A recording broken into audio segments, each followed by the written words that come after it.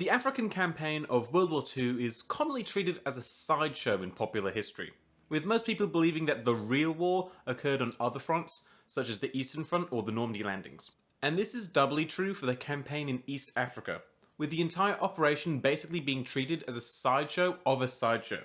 It's never really mentioned when discussing Axis or Allied strategy during the first half of the war. Which is really a shame, because in most aspects, this was the first undeniable Allied victory of the Second World War. Stretching from June 1940 to November 1941, the East Africa Campaign, although being a relatively short and smaller operation compared to most fronts of World War II, I believe deserves more recognition, as the entire campaign basically acts as a prelude to the failures and overall shortcomings of Italy throughout the rest of the war. The issues of incompetent high command and generally Italy's unpreparedness for World War II that presents itself in the other major fronts Italy fought in during the war are all very clearly highlighted here in this campaign first. So come on lads, join me on Mussolini's wild ride to East Africa.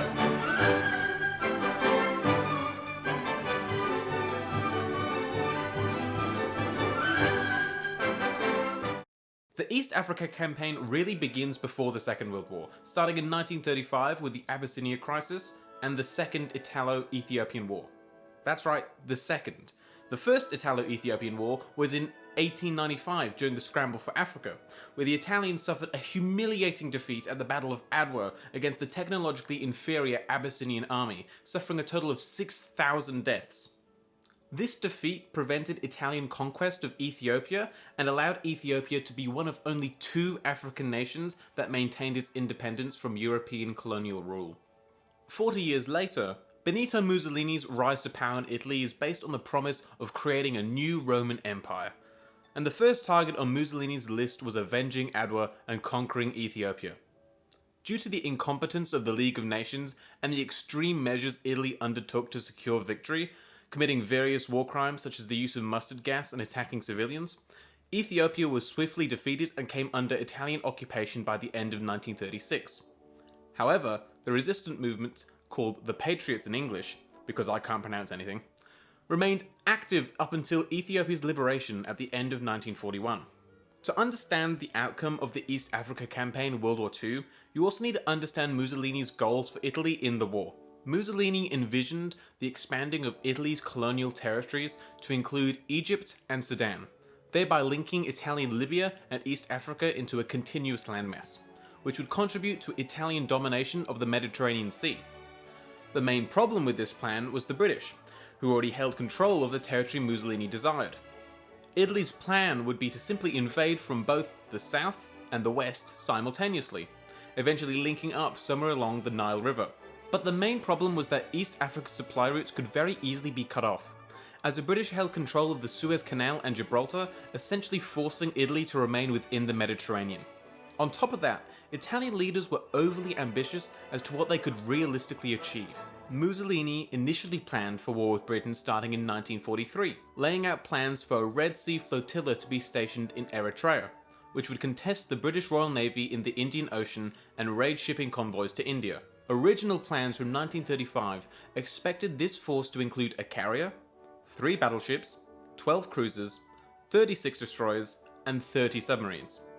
But in 1940, the Red Sea flotilla actually consisted of just 7 destroyers and 8 submarines, that posed no real threat to the vastly superior British Indian Ocean fleet, which completely blockaded Italian East Africa throughout the campaign. The first combat in East Africa began in July 1940, with 6,500 Italian forces making minor advances into the border regions of British Sudan and Kenya. However, their advances were severely limited due to fuel shortages and were halted the second they came into contact with real Allied resistance.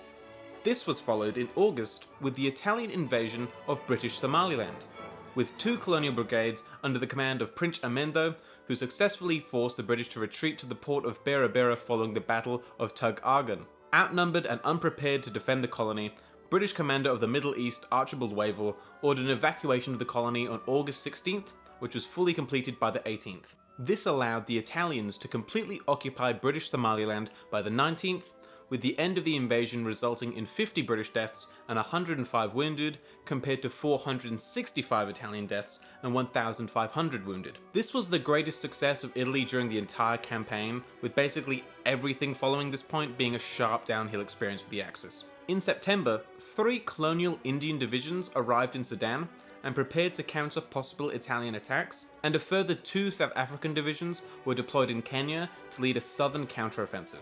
But the front remained relatively quiet for the rest of 1940, aside from minor skirmishes at sea and air, as more important battles such as the Battle of Britain and the invasion of Greece took priority. In December 1940, Italian High Command determined that its best bet at conquering British Africa lay in attacking Egypt from the west in Libya, and so therefore ordered the forces in East Africa to focus on defense rather than pursue any offensive actions, which wasn't really something that they could do anyway due to the supply situation.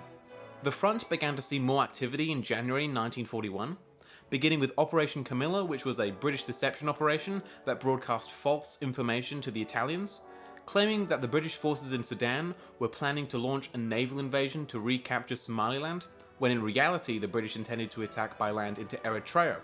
The operation ultimately backfired, however, as the Italians, being Italians, spaghettied the entire situation, determining that it would be easier to let the British land first, leading to the Italian forces in Somaliland being mostly redeployed to Eritrea, the actual intended attack site.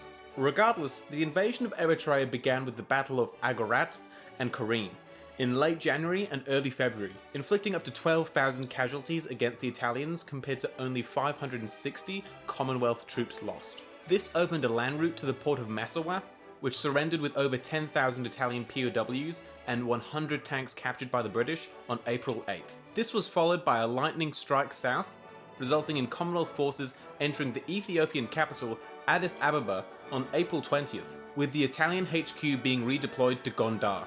In Somaliland, Operation Appearance, a naval invasion from Aden, was conducted in March, successfully defeating the weak Italian garrison and recapturing the port of Berbera. In the south, South African forces, now reinforced by the 23rd Nigerian Brigade, marched along the Somali coast and captured the capital, Mogadishu, unopposed in February 1941. By May, the situation was looking pretty bad for the Italians, essentially being cut off from all their major ports, turning the entire East African colony into one massive encirclement. In June, Churchill sacked Wavell, believing that he was being too cautious, replacing him with Sir Claude Auchinleck. The summer of 1941 saw continued Allied successes, with the British being reinforced by Belgian and Congolese soldiers in June, which helped in the capturing of the cities of Assab and Ososa by the end of September. The final battle of the East African campaign was the Battle of Gondar, where the remaining 41,000 Italian forces made a last stand which was ultimately hopeless, leading to the Italians surrendering on November 27, 1941. However, a small portion of 7,000 Italian troops refused to lay down their arms and conducted a guerrilla campaign in the countryside, hoping that the Axis in Libya would be successful and eventually swing down and recapture East Africa. But following Italy's surrender in 1943, nearly all of these guerrillas gave up resisting and surrendered.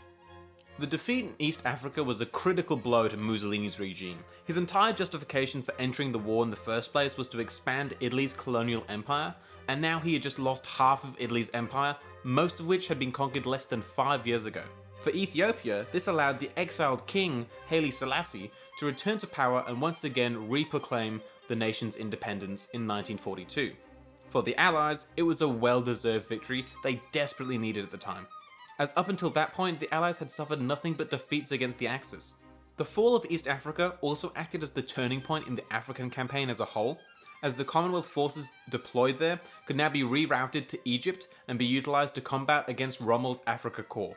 Ultimately, I feel as if the entire East Africa theatre is an excellent way to understand why Italy failed so much more compared to the other members of the Axis, based on the sole fact that Italy just wasn't prepared for this war. The supply issues, as well as Italian inability to seize the initiative, as several times the British found themselves in compromised logistical positions that the Italians failed to capitalise on, really show the lack of skill among Italian high command.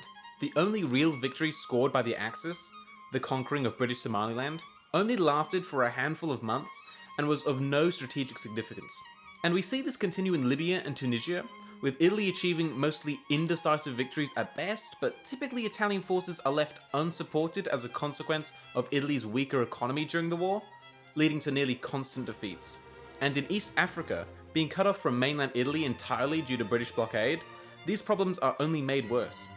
To conclude, the East African campaign, although typically forgotten about, is a really interesting front to explore.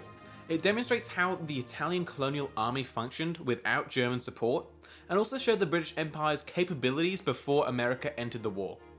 It is really an underrated part of the Africa campaign overall, and I feel it deserves a more prominent place in World War II history. And video over. This is hopefully a little longer than my other content so far. I've also pushed myself to try more editing out, such as moving images over maps, which I hope you noticed. Otherwise, I plan on making a little mini-series out of this topic, exploring underrated and forgotten parts of the Second World War. I might also expand this to include other stuff like World War I or the Napoleonic Wars.